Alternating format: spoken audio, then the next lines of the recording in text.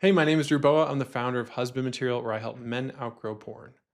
Today's episode is a replay from HMA in a Day, where I teach how to face your sexual fantasies, how to understand your specific sexual attractions, arousal, and desires.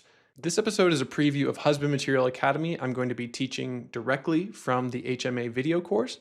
And at the end, I will lead you in a guided meditation, helping you get to the core of what is underneath your fantasies, not only revealing the depths of your heart, but also healing your heart.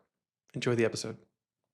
One of the most unique things about HMA is that we don't treat sexual fantasies as problems to be solved or enemies to be conquered. Rather, we treat our fantasies as stories that can teach us so much. In session 2 today, you are going to learn how to face your fantasies. Rather than fight against them, rather than flee them, rather than ignore them or pretend they don't exist or just try to remove them, we're going to take a different approach. For some of you, this may seem like new or innovative, but it's actually not. This movement towards understanding what is sexually arousing and attractive has been already developing for decades. It really started in the 1980s when Patrick Carnes, who coined the term sex addiction, also coined the term arousal template to describe the unique combination of sights, sounds, feelings, smells that a person experiences as arousing, so turning you on, or on the other hand, what turns you off. And all of that is really important data.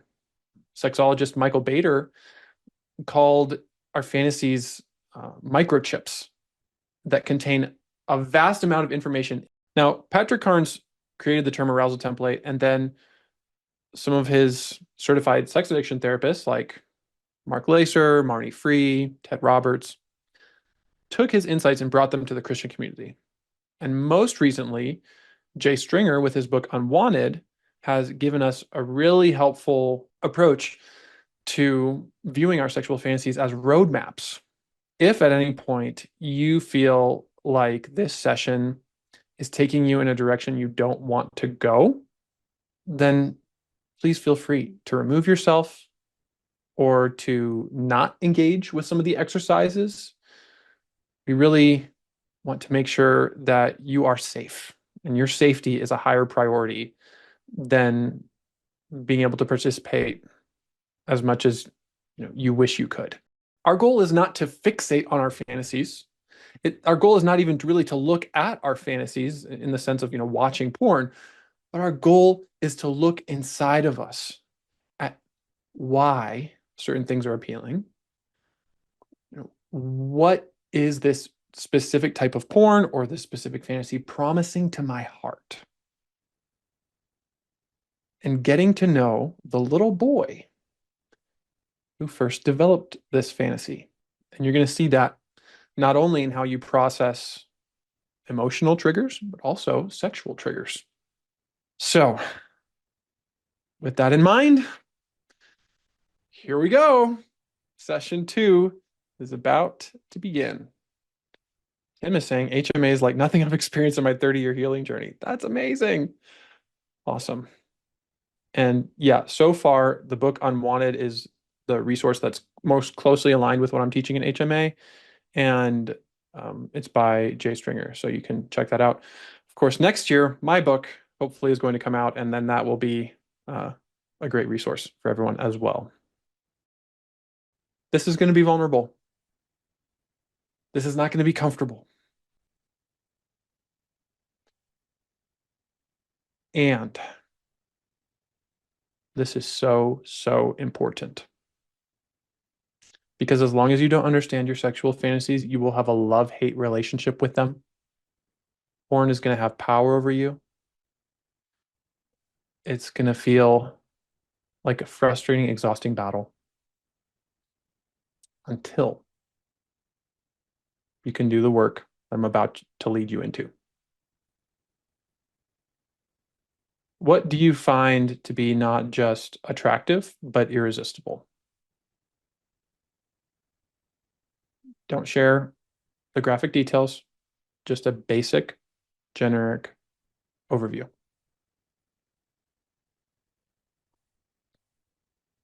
Gay porn, frat porn, domination, oral sex, sexting, when clothes get wet. Okay.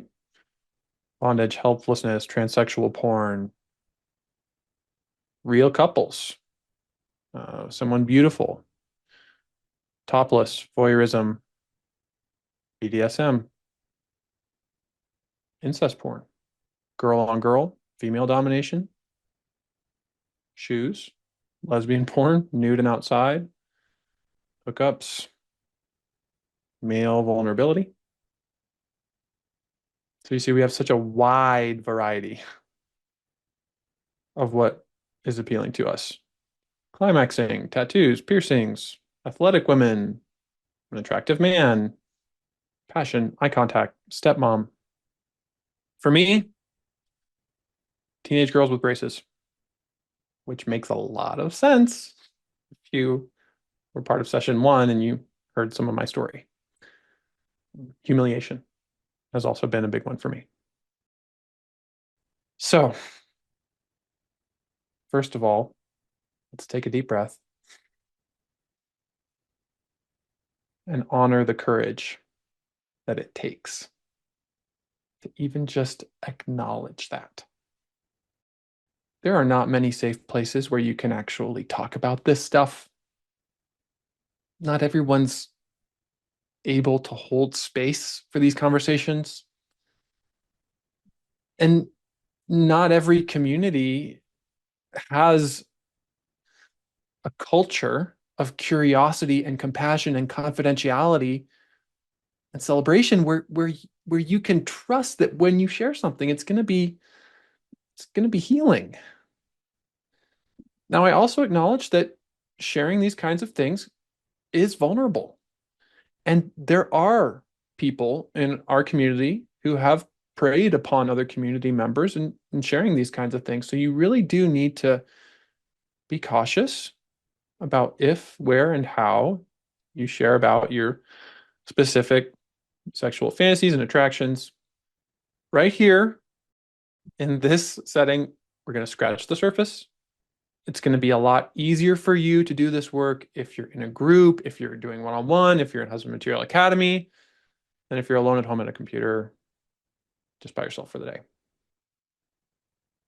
So thank you for trusting me.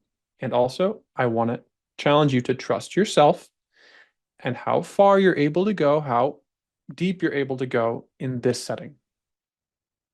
Did you hear how many different, interesting, intricate details there were when I asked, okay, what arouses you? There is no such thing as normal porn or porn in general. There is only very specific sexual stimulation. And the power of porn is in the particularity. It's in the particularity because there are certain things that turn us off. There are certain things that turn us on. That's what Patrick Carnes calls your arousal template. Certain types of people, certain types of behaviors, certain types of activities.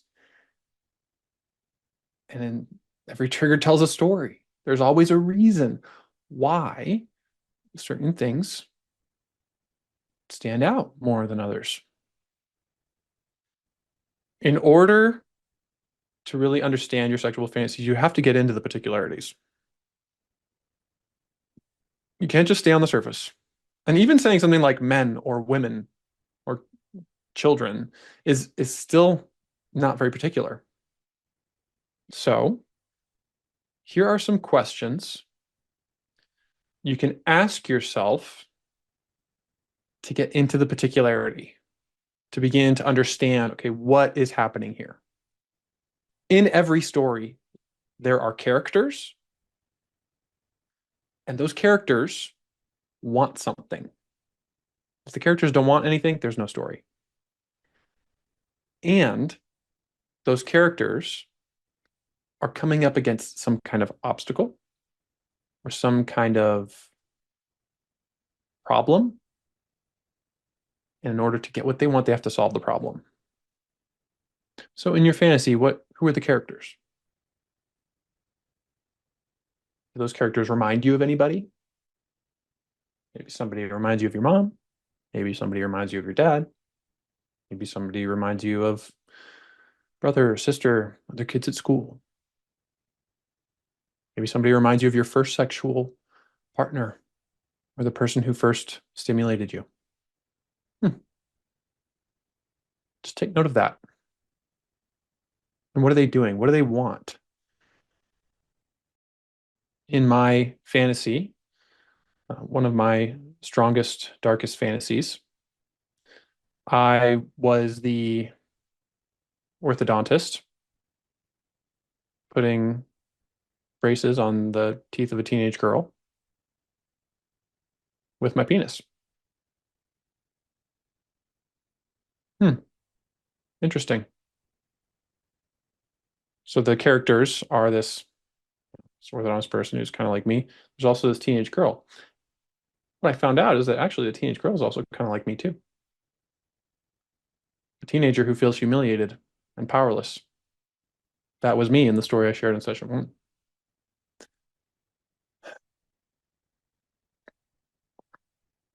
There is an aspect of each fantasy which is probably something you can identify with, probably something you can't identify with.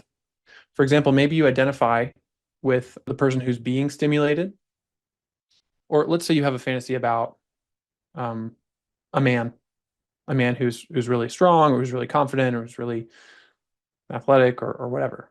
You might identify as the opposite of him. And I suggest that perhaps there is a part of you also in that man that you're not in touch with, that you're not aware of. Some other questions you can ask. In this fantasy, how are you being saved? Fantasy is not primarily a problem, it's solving a problem. There's a story. What what are you being saved from? Even in a fantasy in which you're being harmed, you still might be saved from something else. For example, if you are in a fantasy in which somebody else has all the control and they are dominating you, perhaps you are being saved from guilt and responsibility over being the one who is the one who did the action. Maybe in a fantasy where there are only women, you're being saved from men. Maybe in a fantasy where there are only men, you're being saved from women. Maybe in a fantasy where there are only children, you're being saved from adults. What are you being saved from? And what are the qualities of these people? Maybe qualities that you are attracted to. Oftentimes, those are the very qualities we don't see in ourselves. And in the fantasy, what do you get to have? What's the happy ending? Oftentimes, we don't allow the fantasy to continue because by the time we get to something really arousing, we're already reaching an orgasm. But if the fantasy was to continue, how would it end? These are the questions that I'm bringing up so that you can have a sense of direction about where to go in exploring these things. In Husband Material Academy, you have a course and a process to be able to answer those questions. You have people with whom you can process these things. We have coaching calls every week where you can work with somebody and we can not only reveal what's underneath these fantasies, but also heal what's underneath these fantasies. And we're going to do that later in this session. We're going to demonstrate how do we actually work with a specific fantasy. There's one major insight that I want to share for now that makes so much sense. It's actually not from the HMA course, it's from the Healing from Sexual Abuse course It's one of the bonus courses that you can get if you sign up this weekend. And it comes from my friend Doug Carpenter. It's also in the Husband Material podcast episode, Sexual Arousal versus Sexual Desire. If you want to understand your fantasies and what arouses you, you need to learn the difference between sexual arousal and sexual desire. Sexual arousal is what your body craves. Sexual desire is what your heart longs for. Sexual arousal is based on stimulation, automatic reactions, triggers. Sexual desire is based on the type of intimacy and affection you truly want, not just what turns you on. Sexual arousal is based on a physical connection. Sexual desire is based on a heart connection. What arouses you can reveal what you desire, but it's actually not what you desire. Porn may arouse you, but it's not what you really want. Or on the other hand, maybe your wife doesn't necessarily sexually arouse you, but she is the person you desire. This can be so helpful in so many areas of recovery, both individually to say, okay, this arouses me, but it's not what I desire. And also relationally saying to your wife, perhaps if you're married, I desire you. I'm not experiencing arousal with you, but at a deep level, I long for you. So arousal is the surface level of what we're experiencing. It's just what your body craves. Urges are what you want to do as a result of that. Fantasies are the stories that ignite your imagination. And then underneath those fantasies are desires. So much of our healing journey is about discovering our desires. So, in order to help you discover your desires, I've got a list here. I'm going to put it on the screen. And I want you to come in the chat and tell me from a gut level, what do you deeply desire? What do you deeply desire? Look at this right-hand column. Acceptance, adventure, affirmations, authenticity, beauty, being chosen, being desired, being known, being pursued, being noticed, belonging, care, certainty, community, connection, control, delight, escape, friendship, home, honesty, honor, inclusion, intimacy, love, nurture, peace, play, pleasure, power, protection, purpose, relief, rest, safety, significance, strength, thrill, touch, and worth. All of these things are good. God created us to experience these. That's why I call them divine desires. And these desires, when they are thwarted, can easily become sexualized. We settle for a symbolic sexual version of what we desire. Now, we desire all of them, but usually there are some that stand out.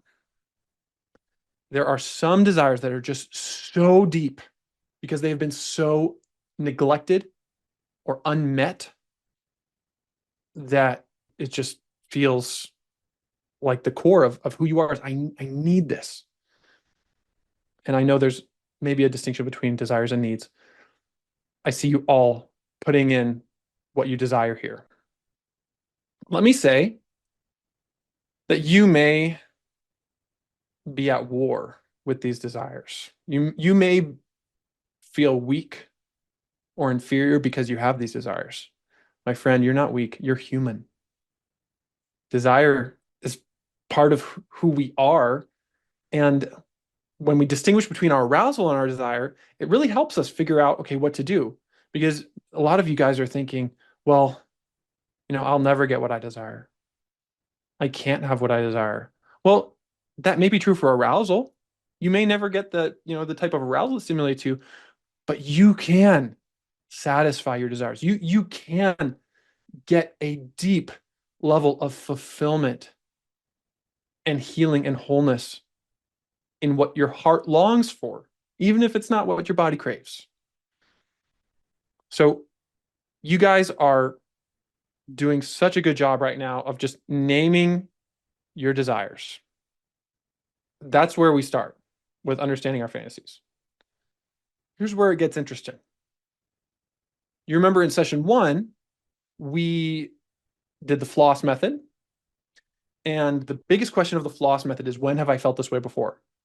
Well, we are going to turn that question upside down. When you're analyzing your sexual fantasies and your sexual attractions that are really, really strong, you ask the question, when have I felt the opposite? So, once again, I'm going to pull up this list of desires. Think about that desire that resonates most with you. On the right-hand column, and then if you look at the left-hand column, that's the opposite. So, for example, the opposite of pleasure is pain. The opposite of certainty is uncertainty. The opposite of acceptance is rejection. The opposite of rest is exhaustion. So take that desire, let's say just for connection. What's the opposite of that? Disconnection. When have I felt that before? So when you have what arouses you at the surface level, find the desire underneath it at the soul level, and then ask, when have I felt the opposite? This is how you find the origin stories behind your sexual fantasies. When have I felt the opposite of what I desire? So put in the chat, what is the opposite of what you desire? Okay. A lot of people saying rejection. That's a huge one. That's big for me too. Rejection is huge. Being abandoned. Yeah. Indifference, feeling weak, disrespected, unchosen, not being known, isolation, contempt, feeling ugly, feeling unmanly. What is different? Yeah. No play, no purpose, no peace. So now you can see how our pain points and our pleasure points are both revealing deeper stories, stories that we're carrying in our bodies, stories that are coming out sideways sexually. Our attachments and compulsions to porn are not primarily sexual. They're emotional, symbolizing what we desire. When you can meet your desires in a healthy, wholesome, healing way, porn loses its power. You don't need the arousal when you have the desire. You guys are doing really good work right now. What is standing out to you? It's beginning to make sense. Sometimes your sexual fantasy might involve something like rejection or indifference, like in the fantasy. And there are different reasons for that. Sometimes that helps it feel real because you can't even imagine what it would be like to not experience those things. Like my sexual fantasies sometimes involve me being humiliated. What's with that? Sometimes it's because by fantasizing about it, I have some level of control or choice about it rather than just having it happen to me. I'm the one making it happen. There are lots of different storylines here. I want to emphasize that there is no single cause to any sexual fantasy. Rather, there are many contributing factors. You can't just look at, oh, I had this childhood experience. So, as a result of that, I have these sexual fantasies. It's not always a direct connection. It's more like a recipe that has many different things involved in it. The more you study your story, the more you see different contributors.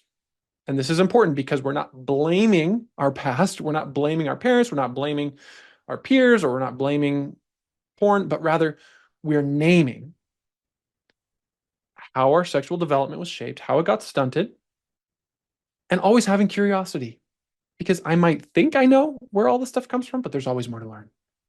We are now going to do a little bit of work to help you get to the core of your fantasy and to be able to process the experiences underneath it. Here we go. This is going to be an experiential exercise that you may or may not want to participate in. You're welcome to simply watch or to come along for the ride.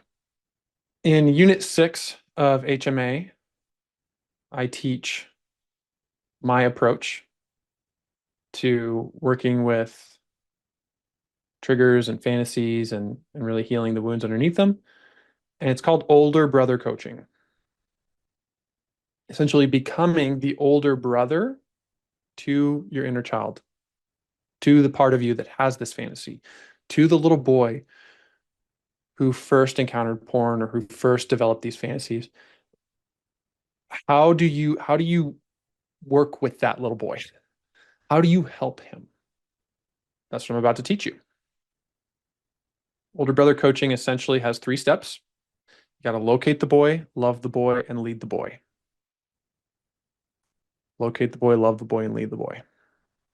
The first step is to locate the boy, which we've already been starting to do.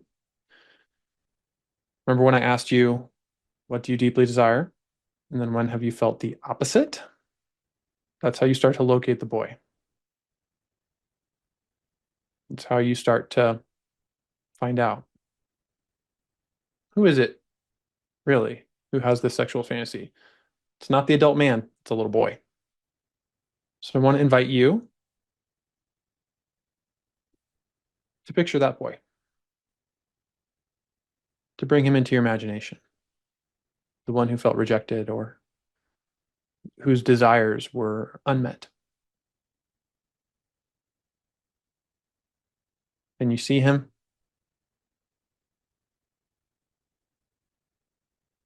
What do you see?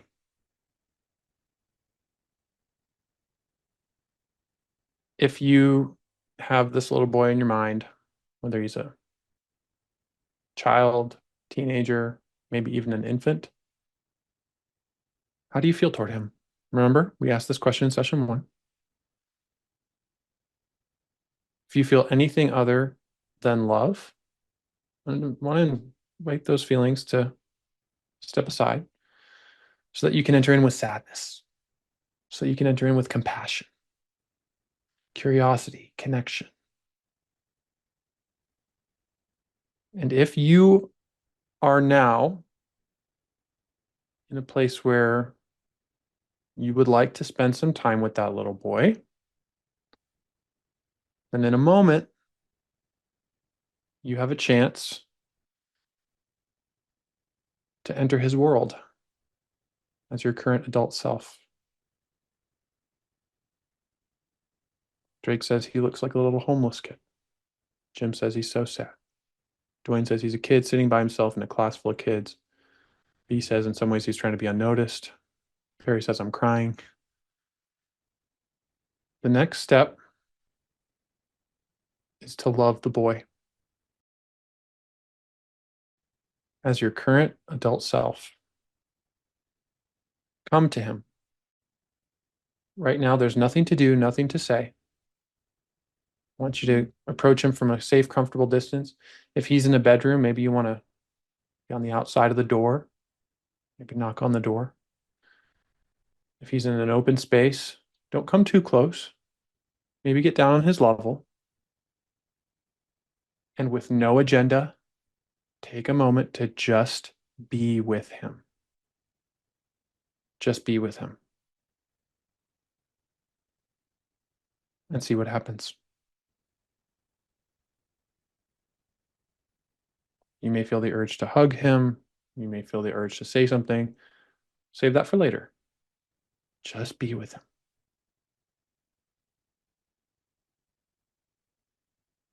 Notice what you notice.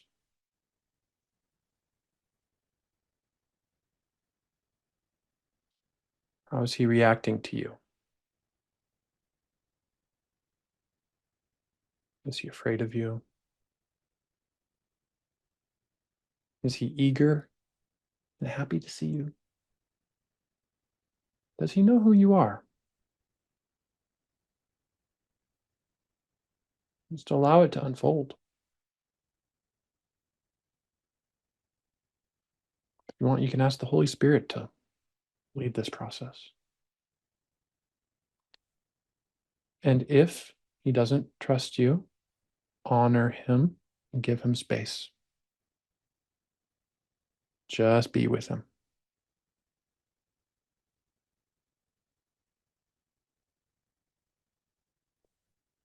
Right now, your goal is not to fix him, not to teach him, not even to save him, but to see him and know him.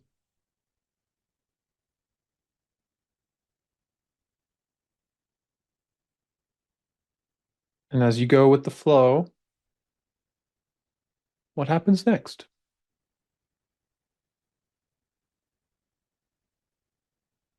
Allow your imagination to run with this.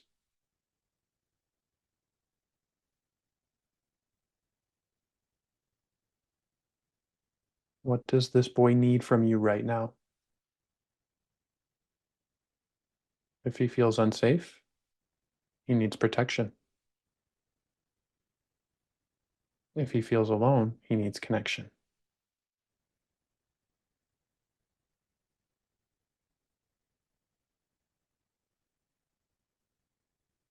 You guys are doing so well. Looking in the chat. Beautiful work.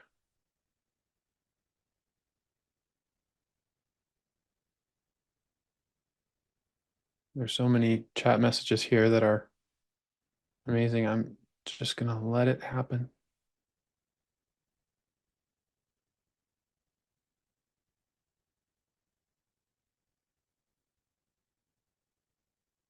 And if you're feeling some resistance to the kid within yourself, just be aware of that.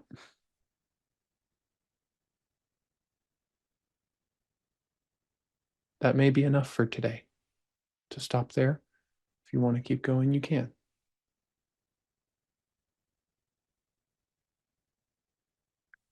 Remember that this kid has not only been rejected or wounded by people from the past, he's also probably been rejected by you.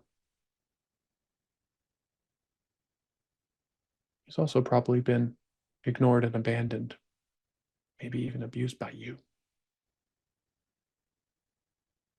You may want to apologize for how you have treated this kid or just been unaware of him. And if you're reaching the edge of what you can handle, notice that. And if you want to keep going, then you can go towards the third step, which is lead the boy. After you locate the boy, after you love the boy, let me tell you how to lead the boy. First, listen to him. What is he saying to you? He's not saying anything with his words. What is his body saying to you?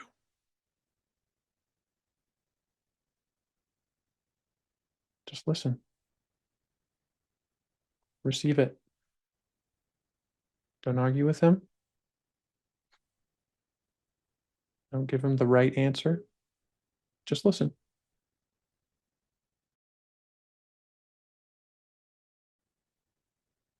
So honest and courageous. If you want, you can repeat back what he's saying. I hear you saying this. Something as simple as that.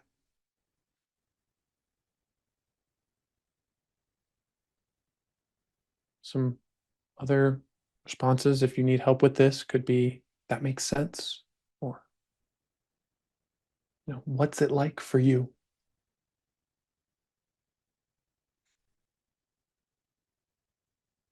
Is there anything he wants to do? What does he want to do? If he needs space from you, give him space. If he needs to come close, let him come close. Does he want to play? Does he want to hug? If you're meeting him in the past Does he want to come into the present with you? Would he like that? Don't overthink it. Just go with your gut. What does he want to do? If this isn't resonating, that's okay.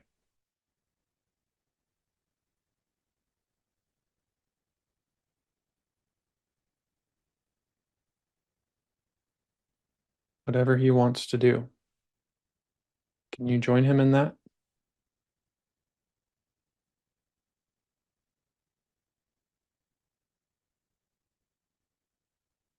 Can you give him a voice and a choice?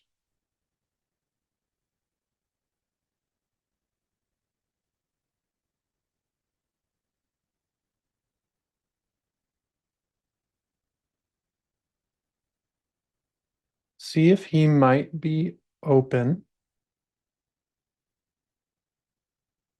to something else from you. And if he's receptive, you may want to give him a blessing. Maybe it's just the blessing of your eyes and eye contact. Maybe it's the blessing of a hug. Maybe it's the blessing of words that he needs to hear, words that he desperately longs to hear.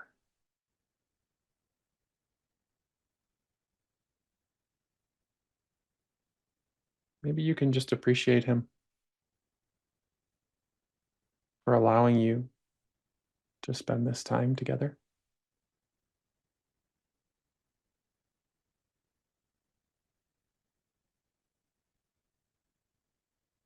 There's no formula for this. Even if it doesn't make sense, go with it. Let it happen.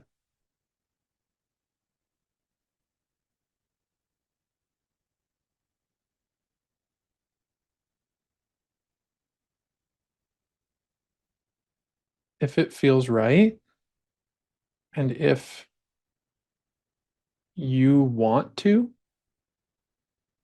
you can also notice if Jesus is there with you. See if you can sense his presence.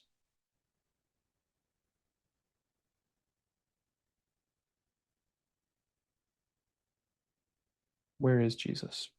What is he saying? What is he doing? How is he relating to that little boy? If you need to stop, you can stop.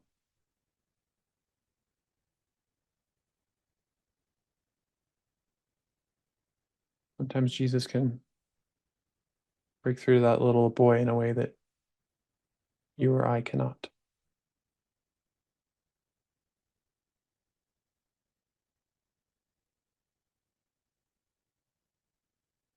Even if this is not really working out for you, it's giving you a really accurate picture of where you're getting stuck and what the problem might be. And if this is working for you, oh my goodness, keep going. Don't overthink it. You are using your imagination to heal. Your imagination was hijacked by porn and unwanted sexual attractions, but now it's being redeemed and reclaimed by the one who created it. It's not a bad part of you. It's a beautiful part of you. Right now, you're using it to meet your desires.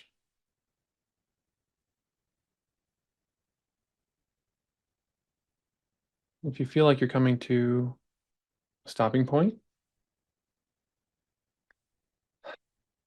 that's great.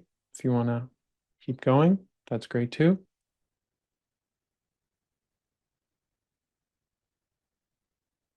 I'm so glad you're here.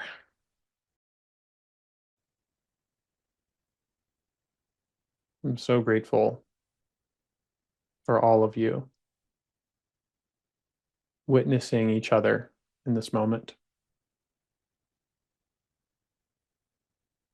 We're creating new stories, new neural pathways in our imaginations. This experience was a kind of fantasy in a way, right? It's a story. You're imagining it. It's igniting your imagination. And if you had a hard time with it, that's okay. That's why we're here. That's why Husband Material Academy exists, to help you through it. That's why working with somebody one-on-one or coming to one of our retreats can really help. This is something that you can do with a coach, a therapist, or counselor. It's also something that you might be able to do on your own. This is another tool for your toolbox today. Locate the boy, love the boy, lead the boy. It could be as simple as, wow, I'm feeling so sexually triggered. Hello, childhood. Let's go call a friend. It could be that simple. This experience may not have tied up neatly in a bow.